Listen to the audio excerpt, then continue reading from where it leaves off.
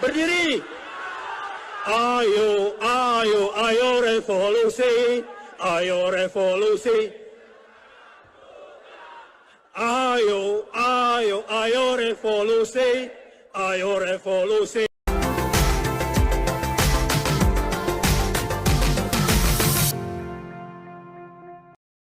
Kenapa JK tidak setuju dengan rencana Polri petakan masjid untuk cegah radikalisme dan terorisme? Artikel dari Nafis, guys. Ada yang tahu siapa Ketua Umum Dewan Masjid Indonesia atau DMI periode tahun 2017 sampai 2022 saat ini? Ya guys, kalian benar. Ketua Umum DMI saat ini adalah Yusuf Kalla alias JK.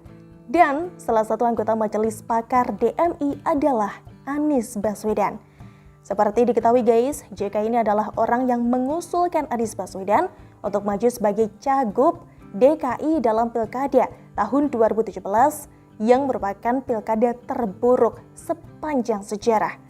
Sekarang guys, kita jadi makin paham ya, kenapa bisa muncul banyak spanduk politik di banyak masjid dalam Pilkada DKI 2017 yang dimenangkan oleh Anies Baswedan saat itu. Apakah karena JK adalah ketua DMI dan Anies Baswedan adalah pilihan JK? Pada tahun 2018, JK juga pernah mengatakan bahwa berpolitik dan berbicara politik di masjid tidak dilarang guys. JK menyampaikan yang dilarang adalah berkampanye di masjid. Politik tidak dilarang di masjid, yang dilarang kampanye, kata Yusuf Kalla. Lalu guys, di manakah suara JK saat tokoh oposisi Nenowarisman teriak lantang ganti presiden di dalam masjid seperti terlihat dalam video ini? Apakah pantas masjid yang merupakan tempat ibadah bagi umat malah dijadikan tempat politik praktis oleh oposisi sambil keluar-keluar ganti presiden? Bukankah kita sebaiknya berdoa dengan lemah lembut ya di dalam masjid itu guys? Lalu kenapa Nenowarisman, simpatisan PKS sekaligus pendukung Anies Baswedan malah berani teriak lantang ganti presiden di dalam masjid? Apakah Nenowarisman tidak malu dengan tindakannya tersebut guys? Pada tahun yang sama, Badan Intelijen Negara atau BIN juga pernah mengungkapkan fakta yang membuat kita mengelus dada. BIN mengungkapkan bahwa banyak masjid di lingkup pemerintahan seperti kementerian, lembaga, dan BUMN sudah terpapar paham radikalisme guys.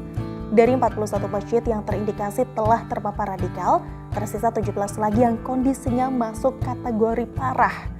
Pada saat itu guys, BIN dan BNPT ini menggandeng organisasi masyarakat Islam ya, seperti Muhammadiyah dan Nahdlatul Ulama atau NU agar aktif berdakwah di lingkungan masjid pemerintahan. Hasilnya guys, masjid-masjid yang sebelumnya termasuk kategori radikal ini sudah mulai melunak. Sekarang sudah menurun 60% masjid yang radikal. Tadinya radikal, sekarang tidak terlalu, hanya perlu intensif komunikasi dengan takmir masjid. Takutnya kan kembali lagi. Begitu ujar juru bicara BIN, Wawan Hari Purwanto. Sungguh mengerikan kan guys, masjid di lingkungan pemerintahan saja bisa terpapar paham radikalisme. Lalu bagaimana dengan masjid yang ada di luar lingkungan pemerintahan? Dan beberapa hari yang lalu guys, Polri ini bakal memetakan atau mapping masjid se-Indonesia ya, untuk mencegah penyebaran paham radikalisme dan terorisme lewat rumah ibadah. Masjid ini sekarang warnanya macam-macam, ada yang hijau, ada yang keras, ada yang semi keras dan sebagainya.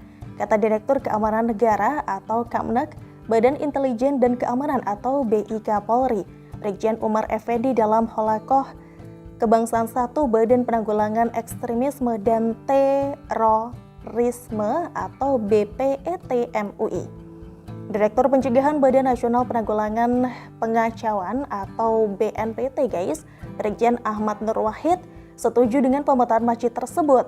Karena menurutnya masjid memang harus digunakan untuk ibadah, ukhuwah dan silaturahmi ya.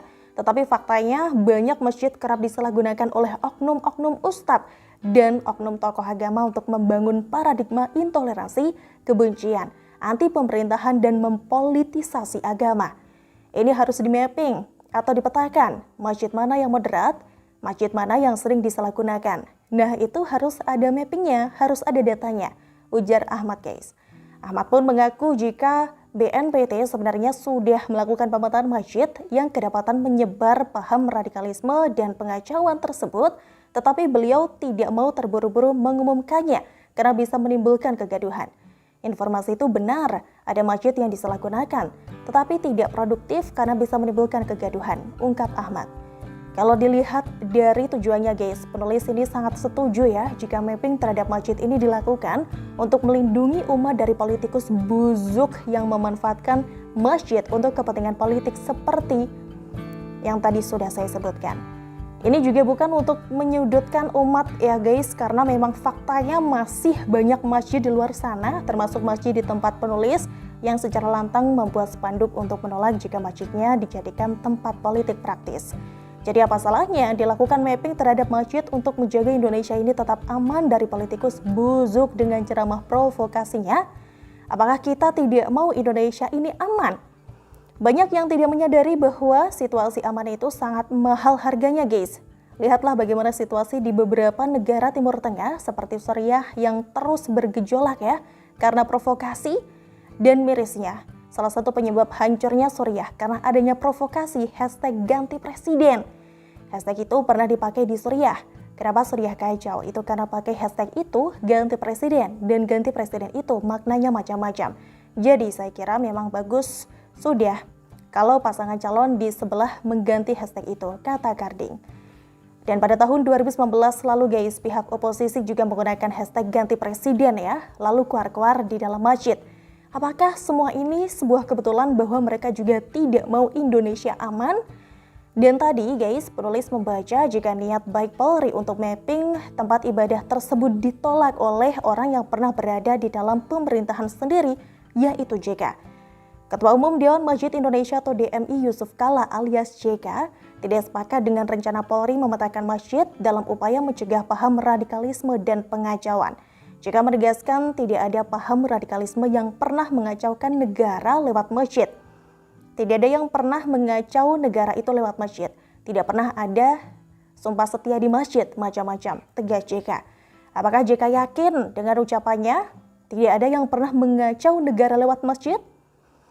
Video dari Nino Warisman, tokoh oposisi ya, yang keluar-keluar ganti presiden di dalam masjid yang sudah penulis sebutkan tadi, ini juga adalah salah satu faktanya loh.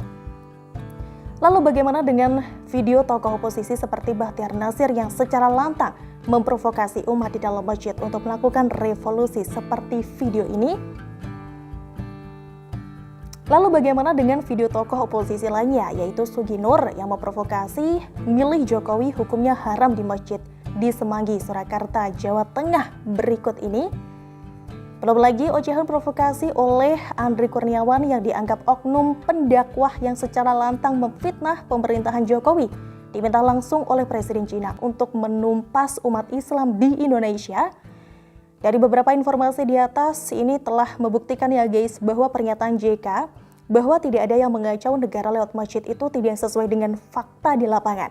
Buktinya banyak kok. Muncul spanduk politik di masjid dalam pilkada tahun 2017 lalu. Tokoh oposisi bisa teriak ganti presiden, teriak revolusi, dan teriak haram pilih Jokowi di dalam masjid. Dan sekarang JK tidak setuju dengan rencana Polri melakukan pemetaan terhadap masjid untuk mencegah penyebaran paham radikalisme dan terorisme. Tanya kenapa? Silakan rakyat untuk menilainya sendiri. Wassalam dari Nafisi World.